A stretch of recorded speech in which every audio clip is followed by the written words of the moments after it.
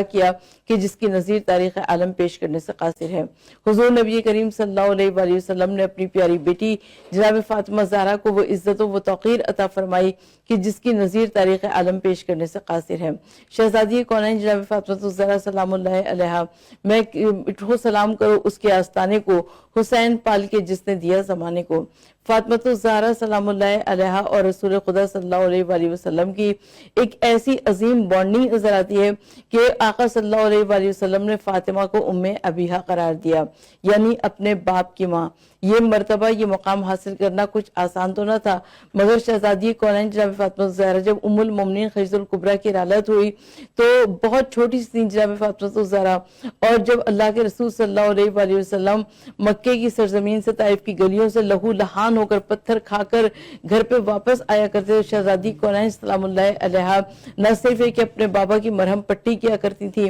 بلکہ فاطمہ زہرا سلام اللہ علیہا اپنے بابا کی اس طریقے سے خدمت کیا کرتی تھی، اس طریقے سے دلجوئی کیا کرتی تھی، اس طریقے سے محبت و شفقت کا اظہار کیا کرتے تھے کہ حضور نبی کریم صلی اللہ علیہ وآلہ وسلم نے فرمایا کہ فاطمہ ام ابیہا ہے۔ اور مجھے یاد آتا ہے وہ وقت کہ جب مکے کی سرزمین پر حضور نبی کریم صلی اللہ علیہ وآلہ وسلم خانہ کعبہ میں محور عبادت تھے، اور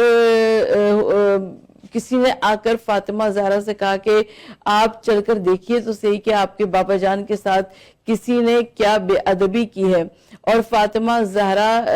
اپنے گھر سے چلی ہیں، حضور نبی کریم صلی اللہ علیہ وآلہ وسلم کی خدمت میں پہنچی ہیں، اور آقا صلی اللہ علیہ وآلہ وسلم کو دیکھا کہ سرکار دو عالم صلی اللہ علیہ وآلہ وسلم سجدے میں ہیں اور کسی نے اونٹ کی اوجڑی رکھ دی ہے۔ تو شہزادی کونین جناب فاطمہ زہرا اپنے بابا کی پشت صاف کرتی جاتی ہیں، دھوتی جاتی ہیں، روتی جاتی ہیں، اور ننھے ننھے ہاتھ اٹھا کر عتبہ اور شیبہ کو بددعائیں بھی دیتی جاتی ہیں کہ پروردگار عالم، انہوں نے میرے بابا کو اذیت دی ہے، تو ان کو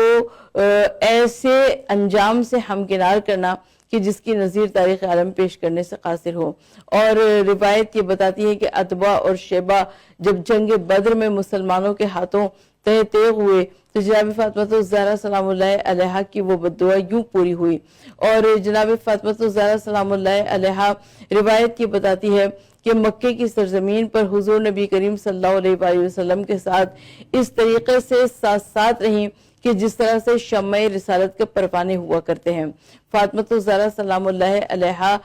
اس طریقے سے اپنے بابا کے ساتھ ساتھ رہتی تھی کہ فاطمہ زہرا سلام اللہ علیہا کو دنیا نے کہا کہ سید نساء العالمین فاطمہ نساء العالمین کے واسطے رحمت بن کر آئی ہے۔ یقیناً کیا کہنا اس بیٹی کا کہ